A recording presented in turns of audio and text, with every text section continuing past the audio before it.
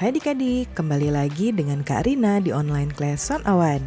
Kali ini kita akan belajar matematika untuk kelas 7 dari buku Kurikulum Merdeka di bab 5 Bangun Datar. Kita akan membahas garis dan sudut di halaman 164 sampai dengan 167. Yuk di-subscribe dulu, klik loncengnya, like dan share juga ya. Dan boleh juga di-subscribe channel Kak Rina yang lain untuk belajar bahasa Inggris di Learning Language Academy. Dan follow IG-nya juga di @onlineclass101.id. Gimana kabar kalian hari ini adik-adik? Semoga semuanya dalam keadaan sehat ya. Nah, kita bahas bab 5 yaitu bangun datar. Berdasarkan dokumen, marilah kita temukan di mana. Nah, ini pengantar ya, pengantar babnya ini menceritakan tentang harta karun yang tersembunyi di pulau pada satu tempat yang memenuhi kondisi berikut. Berjarak sama dari jalan A dan B ya, dan lain-lain. Nah, ini hanya pengantar, kita skip aja ya adik-adik. Nah, kita bahas pertama sifat-sifat dasar bangun datar yaitu garis dan sudut. Tujuannya adalah supaya adik-adik memahami bentuk-bentuk dasar seperti garis dan sudut. Pertama kita bahas garis dulu, yaitu pada gambar di samping tariklah beberapa garis yang melewati A, kemudian buatlah garis yang melalui A dan B. Kita lihat ya.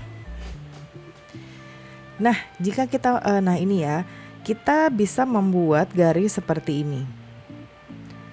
Jadi tariklah beberapa garis yang melewati A. Jadi ini bebas nanti yang melewati A ya, bisa seperti ini, lalu ke sini, terus bisa juga ke sini, ya, ke sini.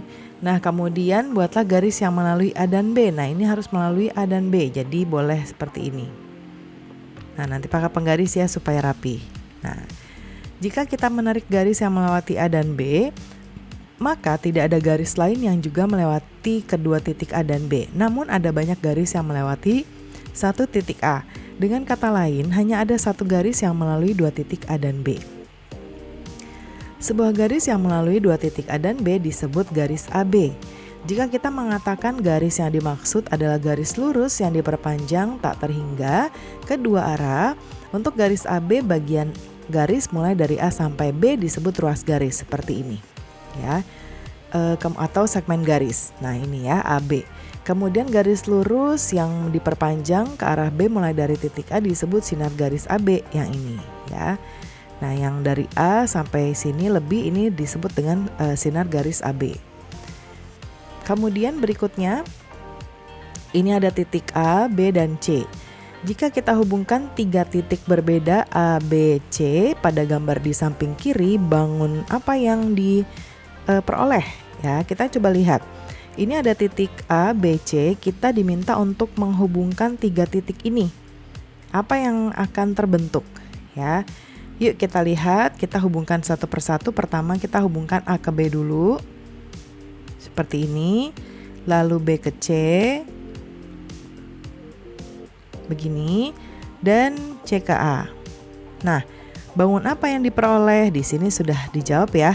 Kita akan memperoleh segitiga ABC. Ya, kita tulisnya adalah dengan simbol segitiga seperti ini ya, lalu ABC. Jadi ditulisnya seperti ini, segitiga ABC.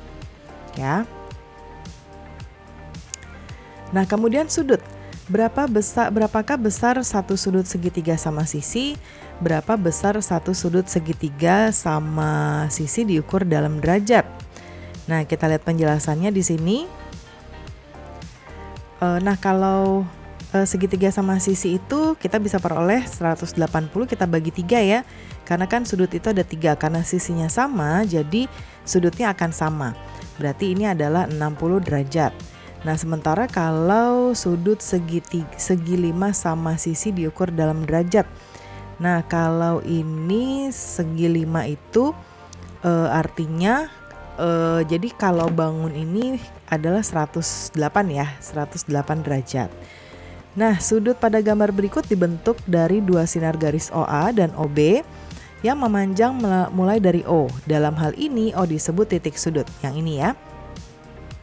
Kemudian OA dan OB disebut sisi sudut. Nah, ini adalah OA, ini OB. Ini disebut kaki sudut. Tadi adalah sinar garis yang mulai dari A sampai melewati A ya.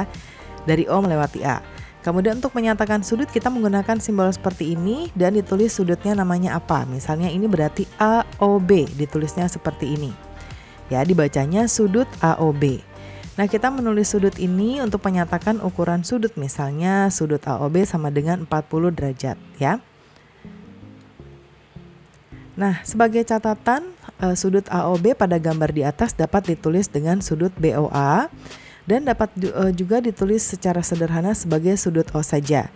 Atau kita juga dapat menggunakan simbol sembarang simbol seperti ini. Kita bisa menggunakan simbol kita sendiri, A, berarti sudut A. Ya.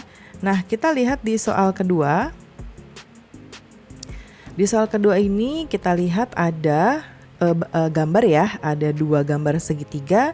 Ini sudut X, ini adalah sudut Y. Bagian yang diwarnai pada sudut di samping adalah sudut X dan sudut Y.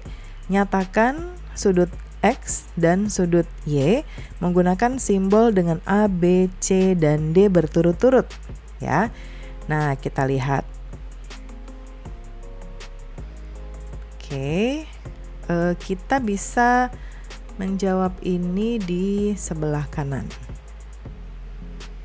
Sudut X. Ya. Sudut X ini berarti adalah sudut ADB ya, atau bisa juga sudut BDA. Kemudian sekarang yang sudut Y. Yang ini. Kalau sudut E berarti kita bisa nyatakan DBC, sudut DBC atau sudut CBD. Ya. DBC atau CBD, boleh dibalik. Kemudian kita pakai A ya. Sudut ini warnanya sampai sini. Berarti ini adalah ABC atau CBA ya. Nih, Karina nggak ngeliat dia sampai sini ya. Jadi warnanya sampai ujung. Jadi sudutnya yang ini. Kemudian yang ketiga, seperti pada gambar di samping ini, garis AB dan CD berpotongan di titik O. Ini ya, ini titik potongnya. Jika sudut AOC adalah ini 50 derajat, tentukan sudut berikut. Yang pertama COB. COB yang ini. Jadi kalau ini kita garis ini ya, garis AB ini adalah 180 derajat. Jadi untuk mencari sudut COB kita bisa mencari dengan 180 derajat ya, dengan garis lurus ini dikurangi ini. Nah, nanti akan diperoleh sudut ini ya. Kita kurangi dengan 50 derajat jadi 130 derajat ya. Nah, ini 130 derajat. Kemudian untuk sudut DOB. Ya. Nah, sudut DOB boleh kalau misalnya mau pakai nama sudutnya DOB berarti ini. Ya, DOB. Nah, sudut yang saling berseberangan seperti ini memiliki sudut yang sama. Ya, yaitu kita bisa bilang dia sama dengan sudut AOC sama dengan 50 derajat. Ya, atau kalau mau menggunakan garis CD ini berarti 180 derajat, maka kita bisa gunakan yang seperti tadi ya.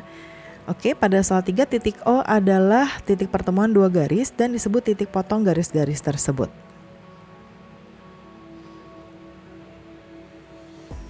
Nah, kemudian tempat kedudukan relatif 2 garis. Jika M diputar, mana M? Ini M. Ya, jika M diputar seperti garis-garis yang ada titik-titiknya ini, ya, dapatkah kita simpulkan bahwa garis L dan M selalu berpotongan? Nah, ini ya. Ini adalah garis L. Ya. Ini garis L. Apakah kalau dia misalnya diputar nih ya menjadi yang ini, lalu yang ini, lalu yang ini, apakah selalu berpotongan? Nah, untuk jawaban ini ketika dia berada di garis ini, maka dia tidak berpotongan. Lalu ketika berada di garis ini, karena ini sejajar dengan L, maka dia tidak akan berpotongan. Kalau ini ketika dia ditarik lagi lurus, di sini mungkin dia akan berpotongan ya. Ya. Lalu ketika di sini mungkin iya, ini pasti akan berpotongan. Jadi kalau pertanyaannya dapat disimpulkan selalu berpotongan atau tidak, berarti kita tidak ya. Oke. Jadi jawabannya garis L dan M tidak selalu berpotongan.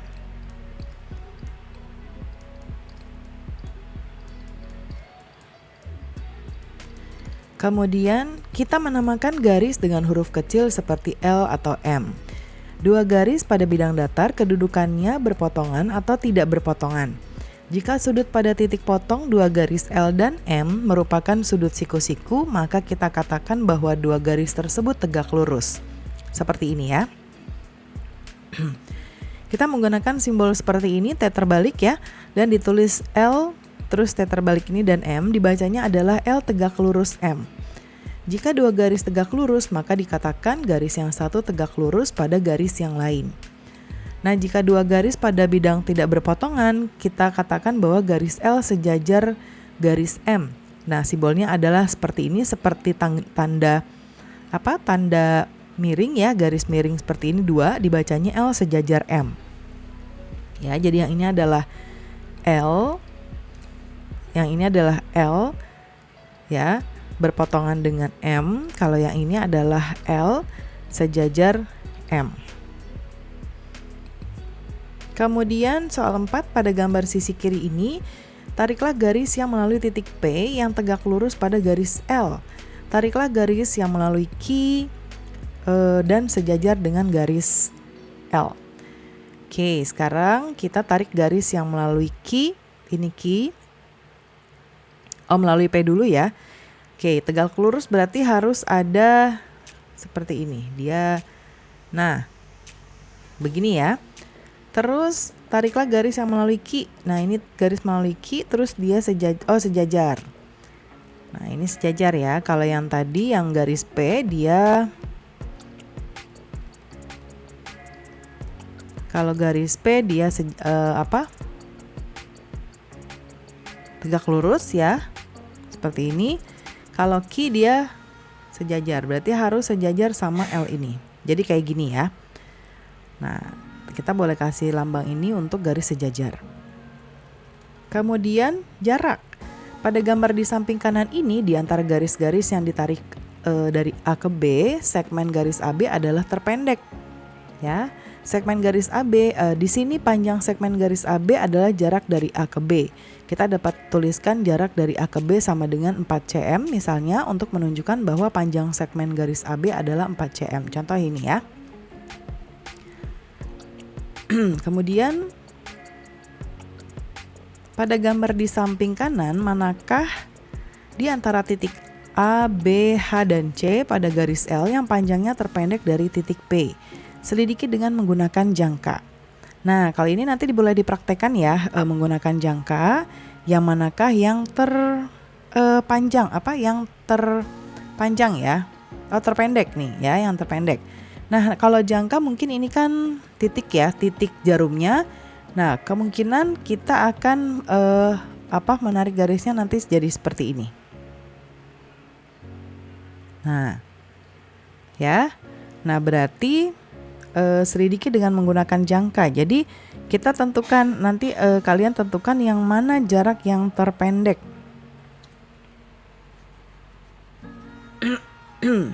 Ya.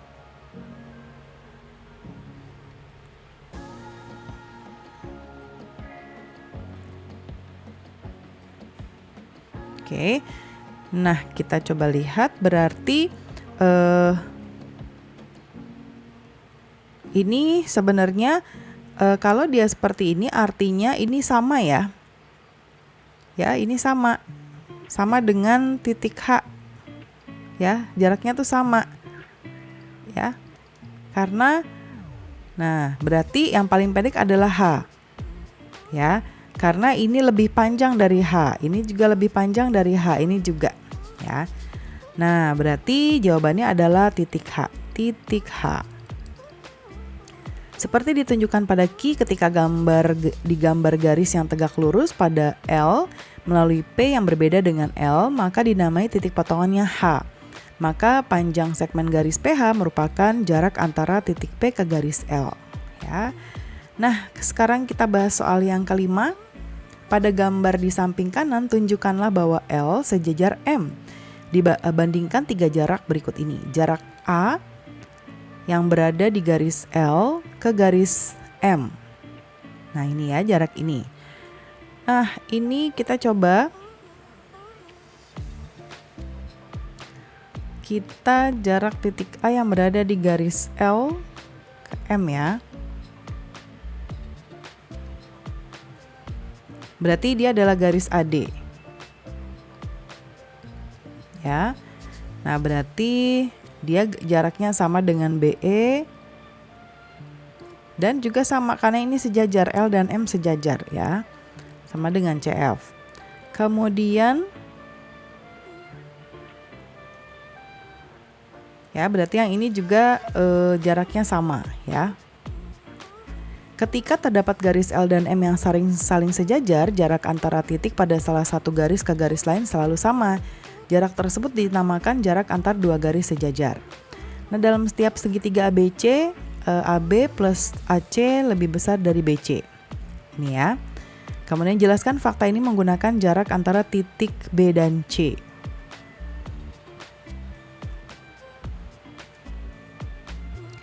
Nah, untuk yang ini Karina akan jelaskan ya.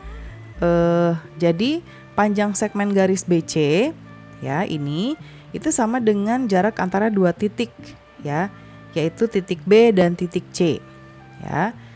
Berarti kita bisa bilang bahwa garis BC itu sama dengan titik B dan C. Nah, di sisi lain panjang AB dan AC ya, AB dan AC ya, itu ditunjukkan dengan garis putus-putus yang menghubungkan dua titik yaitu B dan C. Ya. Kemudian di antara garis yang di antara garis-garis yang menghubungkan dua titik B dan C, maka segmen garis BC adalah yang terpendek. Nah, selain itu titik A tidak berada pada segmen garis AB. Sehingga bisa disimpulkan bahwa AB ditambah AC lebih besar dari BC. Ya, jadi AC tambah AB ya itu lebih besar dari BC. Nah, pembelajaran kita sudah selesai ya adik-adik. Semoga pembelajaran kita kali ini bisa bermanfaat. Jangan lupa di-subscribe, klik loncengnya, like dan share juga. Dan boleh juga di-subscribe channel Karina yang lain untuk belajar bahasa Inggris di Learning Language Academy dan follow IG-nya juga di @onlineclass101.id. Terima kasih sudah menonton sampai akhir. Mohon dimaafkan apabila ada kesalahan dalam perkataan maupun dalam materi yang diberikan. Sampai jumpa di pembelajaran berikutnya.